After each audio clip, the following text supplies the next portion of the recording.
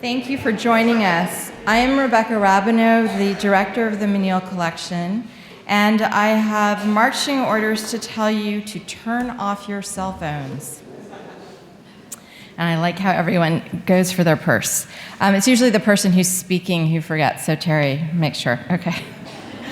I am delighted to see so many of you here today. As you know, this is part of the program as we inaugurate our special exhibition, The Beginning of Everything, drawings from the Janie C. Lee, Louisa Studi Seraphim, and David Whitney collections. The show highlights some of the extraordinary promised gifts from those three trustees. We're grateful for the generous exhibition support from Claire Cassademont, Michael Metz, Shin Hui and Eddie Allen, Ann and David Kirkland, Marilyn Oshman, Leslie and Shannon Sasser, Michael Zilka, and the City of Houston. The Beginning of Everything was curated by David Breslin, our former John R. Eckel Jr. Foundation Chief Curator of the Menil Drawing Institute, and organized by his curatorial assistant, our curatorial assistant, Kelly Montana, who's done a great job with assistance from her colleague, Associate Curator Claire Elliott.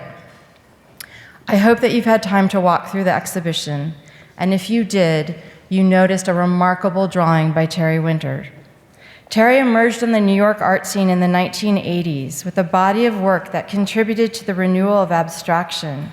It built upon the legacy of surrealist biomorphism and abstract expressionism, while retaining clear references to the world around him. In a 2010 interview, Terry Winters remarked, "At a certain point, it was important to push the definition of what drawing was or what it could be. I'm willing to see a pair of lines in the desert by Walter de Maria as a drawing, and I accept that as a given. Once it was clear that a drawing could be virtually anything, it became more interesting to me to see how the traditional language might be extended." As you know, Terry has had many exhibitions, including at the Whitney Museum of American Art, the Whitechapel Art Gallery in London, the Metropolitan Museum of Art in New York, and currently he also has an exhibition at the Museum of Fine Arts in Boston. Happily for all of us, he is a lucid and insightful writer and speaker on art and the topics of modern and contemporary expression. He's also an all-round lovely person. We are delighted to welcome back the Menil's friend, Terry Winter. Wow. Thank you, Rebecca. The pressure is on. But thank you for the introduction, and thanks to everybody here at the Menil for their hospitality. It's great to be in Houston. And it's great to be here, especially now with the inauguration and all the energy of this exhibition, and then all the energy and focus around the Institute being built, which is such an exciting development. I'm grateful for the invitation, also for the opportunity to talk about drawing, because drawing is so central to my work.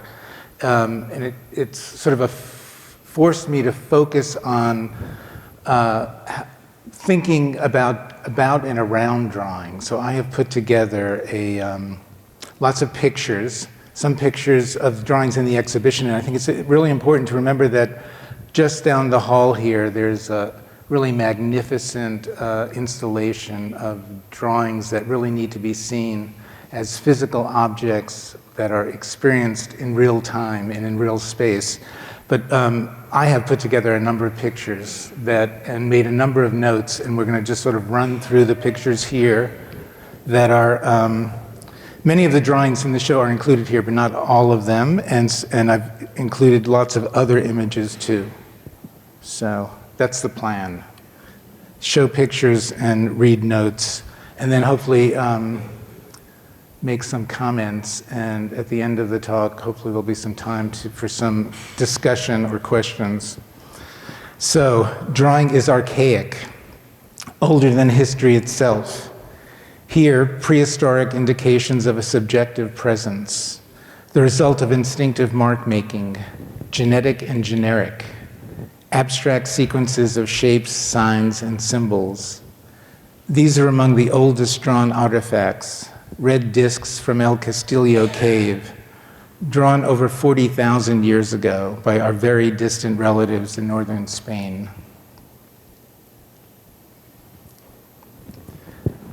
Drawing is direct, quick and easy, the fastest tool at hand. Chalk, charcoal, and graphite. Dry materials facilitate the process, excuse me, and allow for a straightforward depiction. On the left is a picture of the Lascaux cave, only discovered in 1940. And on the right is a how-to book. I just love the idea of this quick and easy, drawing being quick and easy.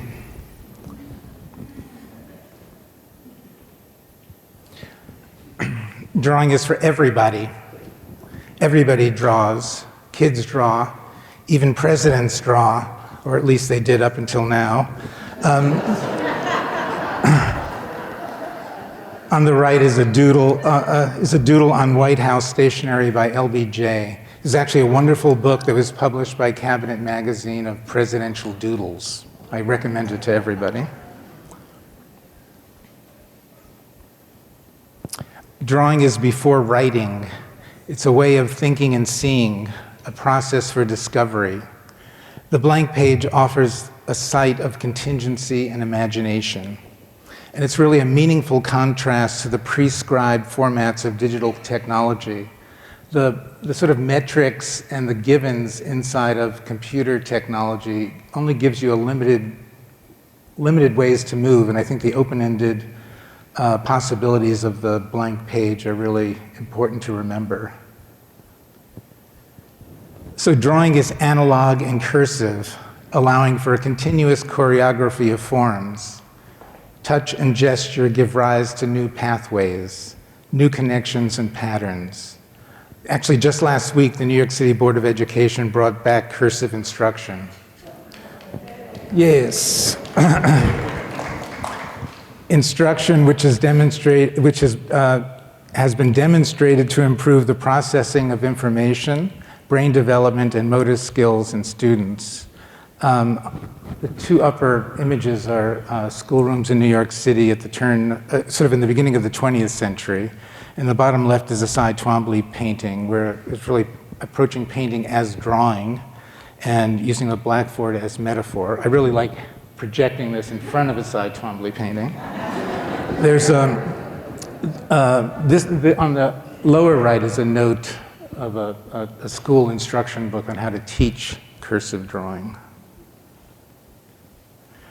Drawing is solitary, first and always an audience of one, complete in itself, singular at all levels and scales, as public statement or private message, whether 7 feet or 7 inches high. On the left is Jasper Johns' monumental drawing Diver from 1963, which is 7 foot high.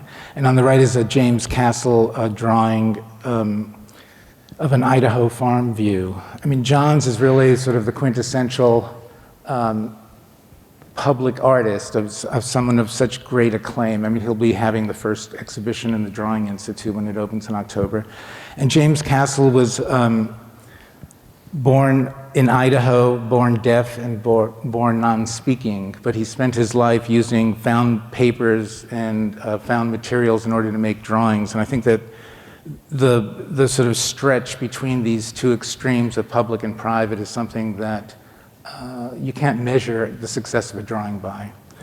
Emily Dickinson said, "Nature is a haunted house, but art is a house that tries to be haunted." And both these drawings are haunting. Drawing is handmade, haptic, a merger of hand and eye. On the left is a brass eye photograph of Picasso's right hand. It's actually a photograph of a plaster cast of Picasso's right hand, taken in 1943. And on the right is an alchemical emblem from 1617, which really visualizes the necessity of uniting those two organs and senses.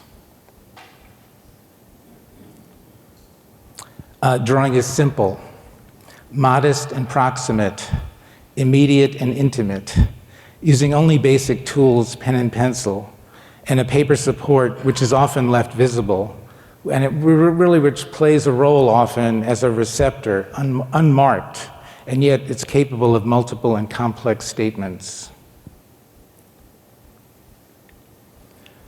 Drawing is tonal, a grayscale strategy of gesture and organization.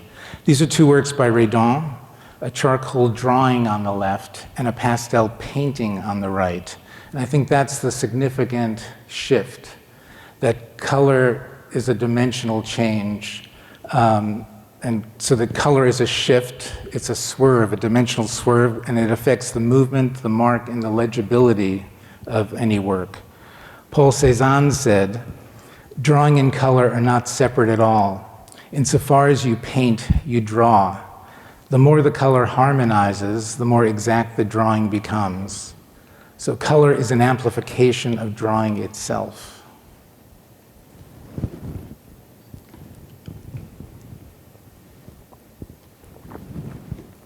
Drawing is technical, a visualization device, rendering as a product of practice and training. The painting on the right is called A Young Draftsman. It's done in 1772 by Nicolas Bernard Lepecile. And on the left is Robert Hooke, the 17th century natural philosopher. And he's pictured here with his camera obscura. Hooke was really a pioneer of optical instruments, and he used microscopes and telescopes as tools for drawing. He was the first person to articulate the structures of cells. Drawing is a real-world transcription, capable of exact and accurate depiction, the reproduction of human vision, and it's a culmination of sorts resulting from the construction of perspective, the development of the optical lens, and the invention of photography. On the left is the first book of photography called The Pencil of Nature. And the early photographs were really seen to have a relationship to drawing and to be called, and they were really called drawings of light. So this first book of photographs was done by William Henry Fox Talbot. And on the upper right is a drawing from the exhibition by Edgar Degas. Degas, for me, is really the last old master, and a drawing by Via Selmans of the desert floor, also in the exhibition.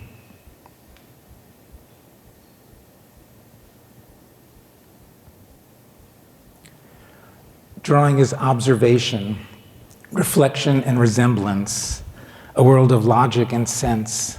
Classical traditions continue with representational drawings by two masters of 20th century abstraction, Piet Mondrian and Ellsworth Kelly, the Mondrian flower drawing on the left and the Kelly self-portrait on the right.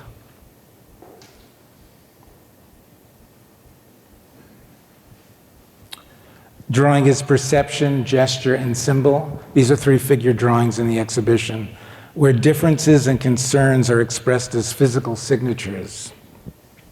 On the far left, Paul Cézanne and the Optics of Nature. In the center, William de Kooning and the Gestures of Expression. And on the right, Joseph Beuys and the Metaphysics of Systems.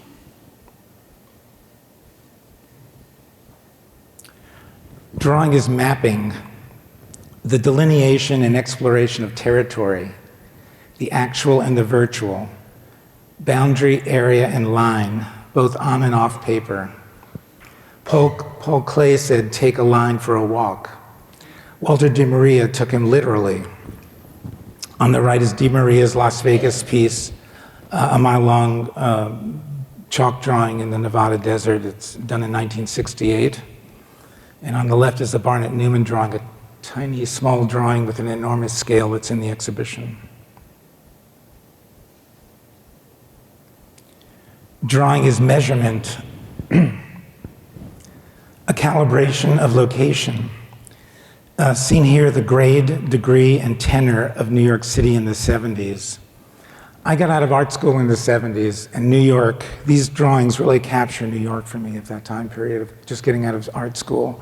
And on the right is an installation of the Richard Serra sculpture, of which for the drawing in the exhibition. And it's on the corner of Webster Avenue and 183rd Street. Anyone who wants to get up there, it's still there. But there's something about and I'd never made this connection before until putting this talk together, about how much the Serra and the Marden really come out of that particular time of New York, which was sort of really kind of down and out and emptied out. These sort of vacant loft spaces and broken down streets, and the city in so much financial trouble. There's some sort of emotional tone that's set with these drawings that were really, that I really connected with when I got out of art school. Drawing is spatial. Space happens in drawing. It's inevitable and unavoidable. A single mark on a page opens a hidden dimension. Sun Ra said, space is the place. And drawing can take you there, to that place, the space of time in the making and in the viewing. On the left is the Hubble Deep Field. It's a NASA image from 1995, and it's the deepest view of the visible universe. Every speck of light in that image is actually a galaxy. And on the right is Agnes Martin drawing in the exhibition. And it really seems to me like an open window on an endless sky. Again, just even considering the small size of it, it has an enormous, powerful scale. A drawing is fact, a document for the presentation of information. Existing conditions are described. On the right is an unrecorded Tibetan artist. It's a chart of bleeding points. And on the left is a Jasper Johns flag on an orange field. Again, just a presentation of factual information. Drawing is fiction, an imaginary description. These are two bird's eye views. I love all the birds in these drawings. On the left is a Hieronymus Bosch drawing called The Woods Have Ears and the Fields Have Eyes. It was done in 1500. And I see that drawing as kind of a hallucinogenic pastoral. On the right is a picture of the Brain City. That was Leo Steinberg's description of Robert Rauschenberg's urban landscapes, where, in a sense, the traditional perspectival space was replaced by a kind of conceptual, non-hierarchical, thoughtful space, equated in some senses and generated as a way to generate pictures. Drawing is abstraction. Pictorial space is invented and constructed, inhabited by potential objects and possible beings. Georgia O'Keeffe said, "Nothing is less real than realism." This is her drawing in the exhibition. Drawing is notation, pragmatic and diagrammatic marking, a commonplace arabesque. Sculpture as drawing in space, much like this David Smith sculpture over here. It's sort of, and I think these are works by Bruce Nauman. I think Nauman really saw everything through drawing as a kind of inflection in 2 and 3 dimensions. There's a fantastic installation of a long line of these small notational drawings in the exhibition. You can really see him thinking through the presentation and the movements of his hand and how that might get expressed in 3-dimensional space and another scale and other materials. Drawing is preliminary, as preface, as practice, a rehearsal or study. This is the Arshile Gorky drawing in the exhibition, A Study for Agony. And on the right is the painting Agony, done in 1947, that's in the Philadelphia Museum. And clearly Gorky wasn't making the study in order to replicate it exactly. He was rehearsing and working through notions and of the forms that he wanted to explore in the painting, and then establishing a relationship with it, and then using the painting process itself and using color in the way that Cézanne had described it to illuminate and to articulate so many of the implications that he was finding in his own drawings. Drawing is a proposition, a projection of future or possible events. Bob Dylan said, "Some are building monuments, others are jotting down notes." Klaus Oldenburg is doing both. On the left is his clothespin monument from 1976. that's in the exhibition, and the installation of the actually built and installed clothespin at Center Square Plaza in Philadelphia.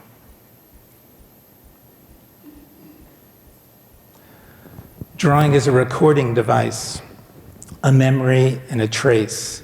Here's a souvenir of souvenir.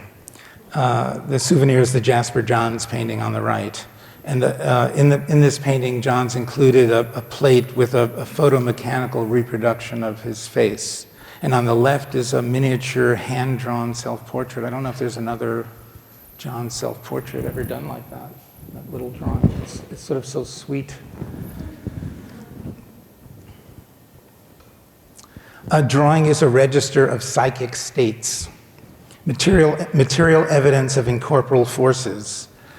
This is Lois Wayne. He was a Victorian, very popular Victorian illustrator of anthropomorphic cats, set in all different kinds of scenes. There were postcards, calendars found in every house. Late in life, as a mental patient at Bethlehem Royal Hospital, he was still drawing cats, but now as kaleidoscopic reflections of his mental condition. Drawing is a search engine, a search for shape and meaning, or the shape of meaning. These are two drawings from Jackson Pollock's Vision Quest. The mythic, the symbolic realms revealed. One through rendering. The drawing on the left is from his 30s Jungian kind of analysis of the unconscious, and rendered with a pen and ink drawing, trying to find a shape that he could in some way recognize on a psychic level. And on the right is the material itself assuming that level, which is really an outgrowth of his own experiments within painting. That drawing is actually a Pollock just picking up the paint skin that had developed in a can of paint and throwing it on a photograph from a page of Life magazine. It's actually a picture of a debutante that he's covered up there. Drawing is expressive as substance and as technique, a seismic wave, energy made visible in Pollock's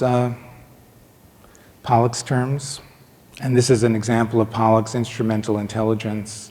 All of these Pollock drawings are in the exhibition. There seems to be a very deep holding of Jackson Pollock's work here.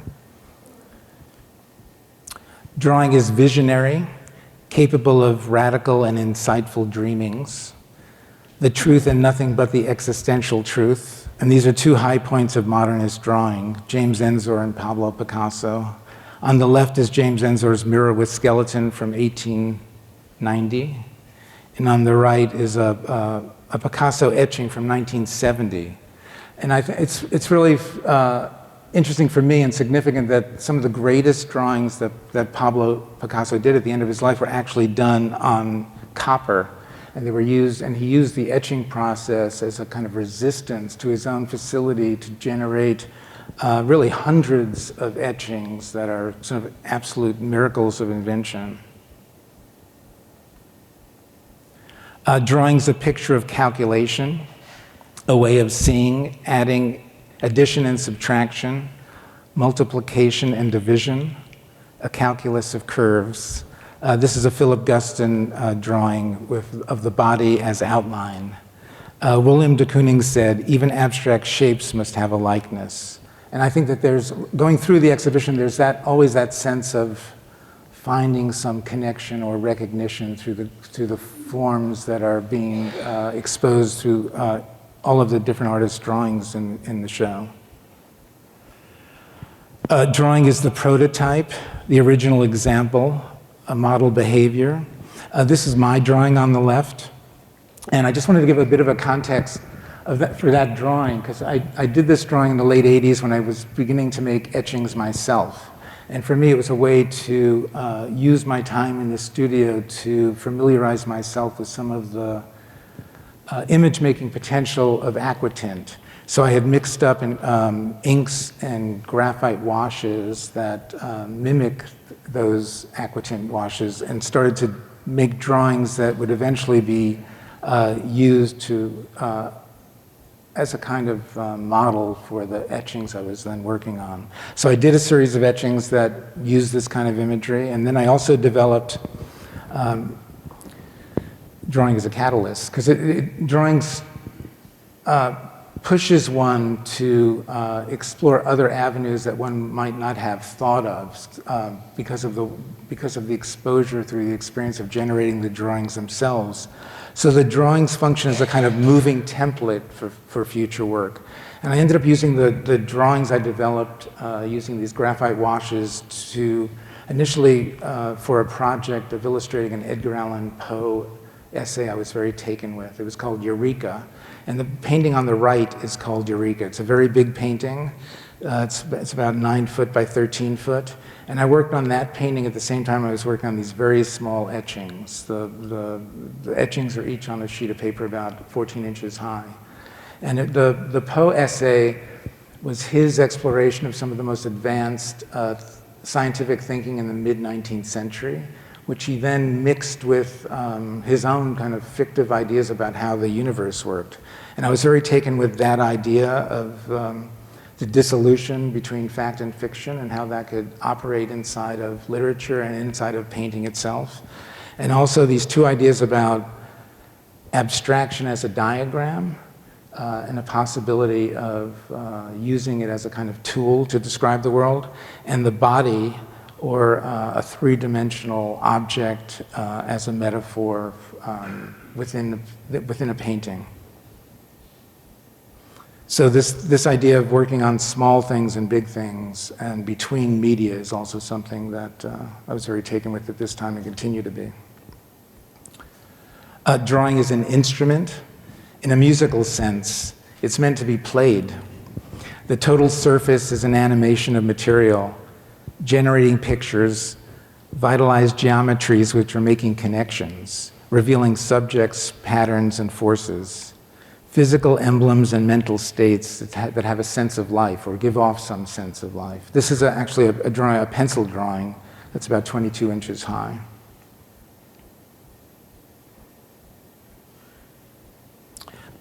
This is the last slide. Drawing is something I do. So this is actually my studio wall right now, and it's a drawing that is a reflection of and an indication for me about where paintings will be going, like a whole group of pictures I'm developing that really come out of this drawing that are in my painting studio right now. And that's it.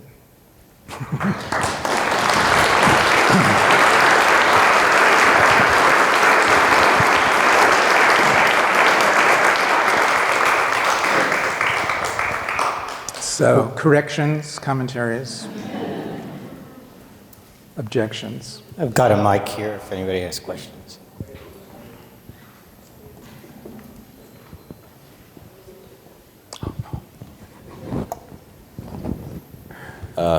I'm curious about when the choice you make to go from one medium to another.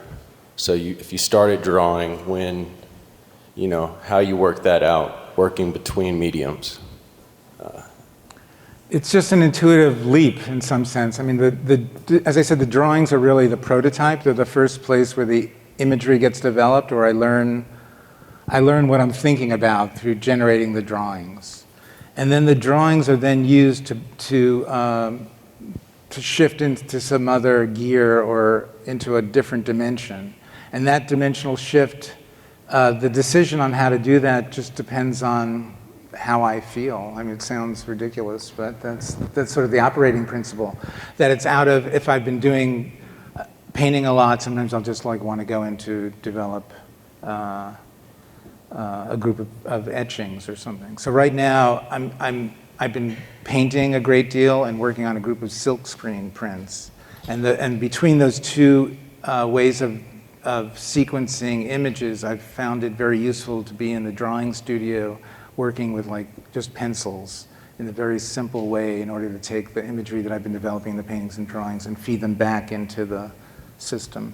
So it's kind of, I'm trying to intuitively develop a kind of feedback loop of which I am part of it, and it keeps perpetuating, hopefully. Yes.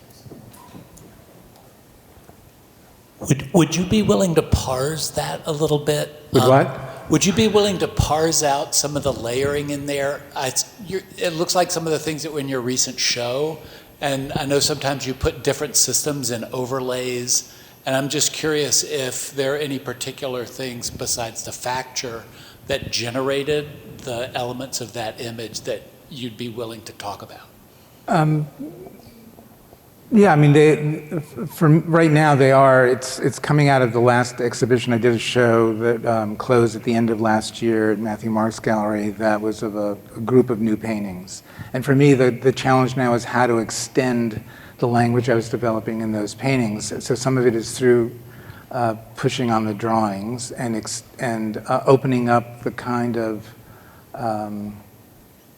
subject matter and references and information I'm drawing from. So I'm looking at lots of different kinds of source materials because I'm interested in the way that I can start from a place outside myself and end up discovering something about the painting process and myself through the painting process.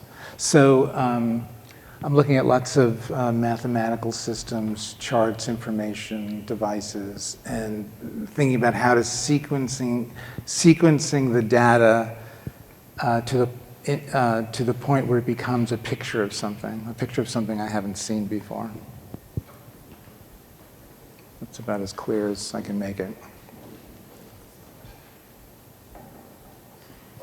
I don't need, well, maybe do. Are you painting on paper or on canvas, and does the surface make a difference to you? Yeah, the surface makes a difference. Right now I'm painting a lot on canvas and drawing on paper, but the surface is important just as each material is different. And in the same way that drawing is an instrument, each material is an instrument which affects the outcome of the final image and contributes to the development of the image because of the way that it either resists or amplifies my own energy and the directions that I'm pushing things. Which do you prefer? I prefer it all. Yes. Do you know any women who draw, and could you compare and contrast the way that you draw with the way that a particular woman you know who draws? I draw like a woman. I don't know what that means, really. Sure. I mean, I don't know how to answer that question. Yeah. Can you be more specific in your question? I mean, I think that one of the great developments in recent contemporary art is the influx of feminine energy and the possibility for women to channel the aesthetic energy that was previously denied to them and which got expressed in other kinds of arts now into painting. So I think that there's a lot of thinking and energy coming out of whatever one would describe as the feminine impulse.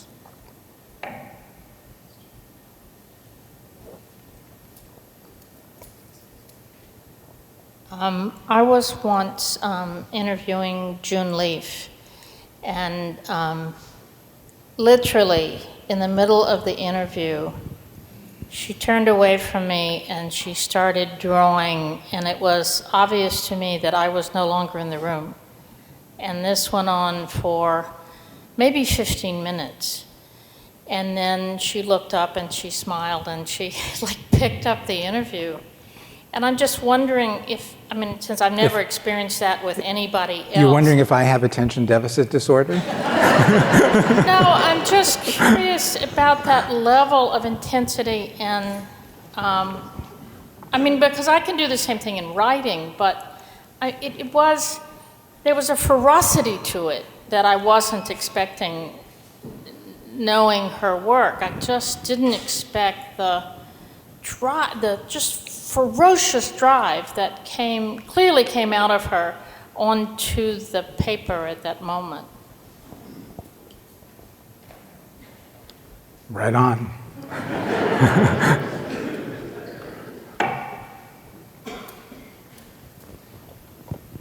You mentioned going into your drawing studio. Does that mean that you have a separate studio where you draw and another studio where you paint and do prints, or can you be in one great big room and have any of those things happen? It's sort of true that I have two separate spaces to do that in now. That's sort of developed, something that's developed, because I now have a painting studio in upstate New York that I really do most of my painting in. And although I can and do paint occasionally in my other studio, I found that that separation has been very productive for me, and that it's helped me to get distance on both the paintings and to give the drawings their own space in order to provoke and extend the things that I had done, and that that back and forth and the shifting between the mediums has helped me make choices and that I wouldn't have made otherwise. So it's been sort of helpful to separate them out. However much they're all in, the whole activity is totally intertwined. So it's a kind of paradox. One of the things I noticed in the exhibition, especially with the older drawings, is they change over time so much. Oil stick bleeds into the paper, the oil soaks in, and paper yellows, and collaged places, the glue seeps in, and and it's just so obvious that the drawings that are in there under the frames probably look very different than when the artist made them or created them. And I wonder about your thoughts. You know, one of the things you didn't put is drawings age. And is there a responsibility for artists, or do you ever feel it, to make sure that they last a test of time, because they seem to have a much shorter life than so many other art forms, and is part of their changing over life? I guess it's one of the things that I love about drawing. So That you like about drawing? Yeah. No, likewise. So, and I think that I'm interested in building objects that age well. Like I don't look the same as I did in 1988 either, and so that whatever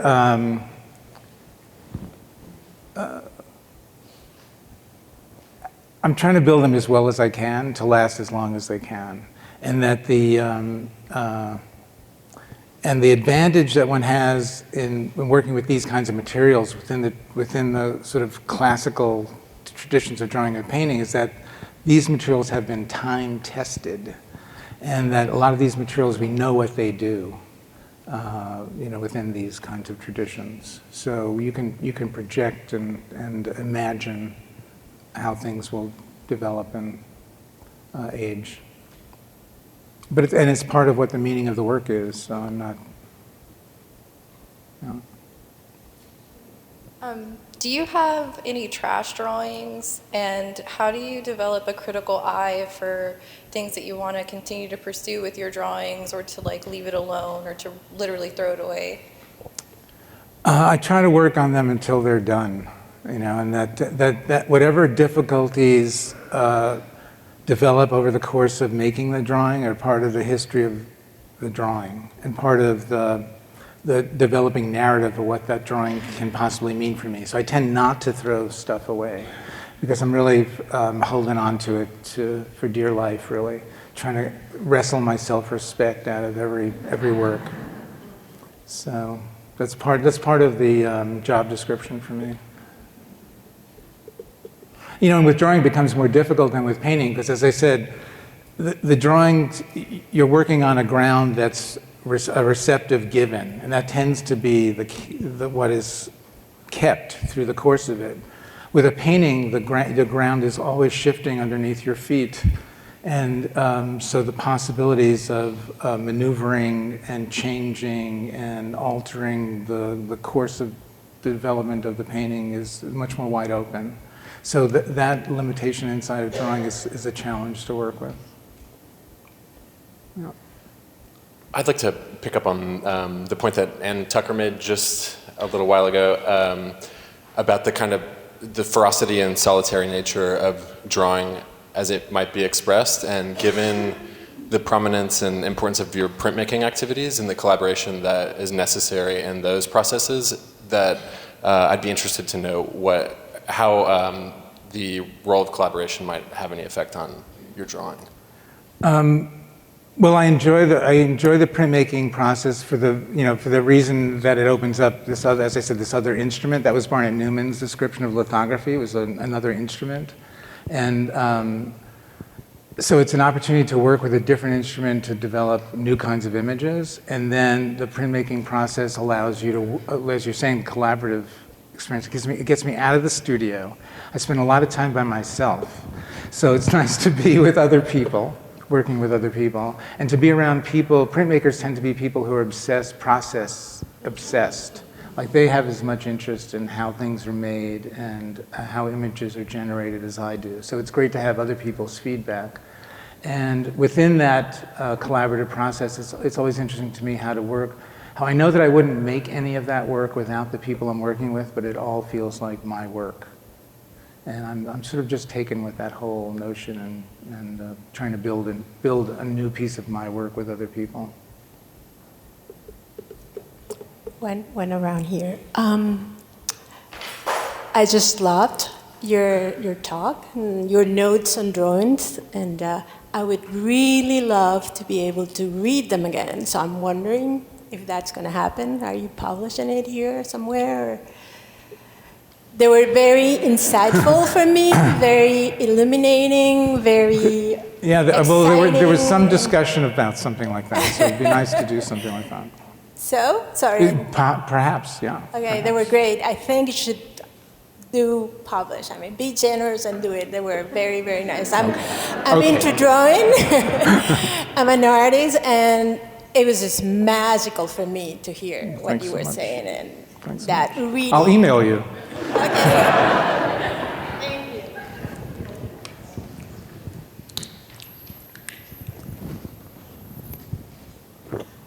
Terry, I'll wait till you finish your. Oh, no, I'm fine. So if you go back a couple of slides, can you do that?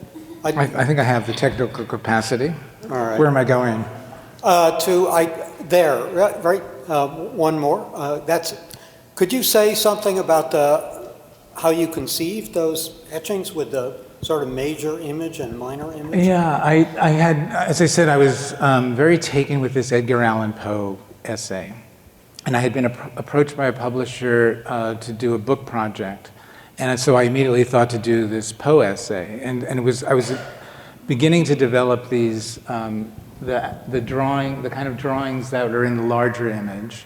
And I was traveling in Germany and going through old bookstores, which is something I do. And I found a set of old original Röntgen, like the original X-rays, like from the head to the foot. And in thinking about the film of the X-ray plus the kind of film I was developing on the drawings, that I could use the film from the X-rays to make photogravure plates directly from the original X-rays. And that's sort of what I did. I had 14 of the X-rays of the human body from the head to the foot, and then I developed 14 images to go with them. And each one was sort of this abstract diagram with a body part.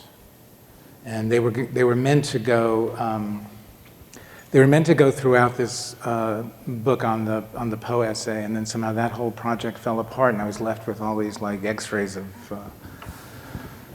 skeletons. So I ended up publishing a portfolio, and I illustrated it, and I published it with a thesaurus.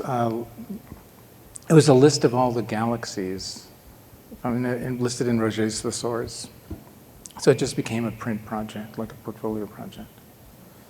And then took some of the same imagery that is in the etchings and then made a big painting. Because I was spending so much time working on these like little etching plates, I just worked on a big painting with the same imagery back in the studio.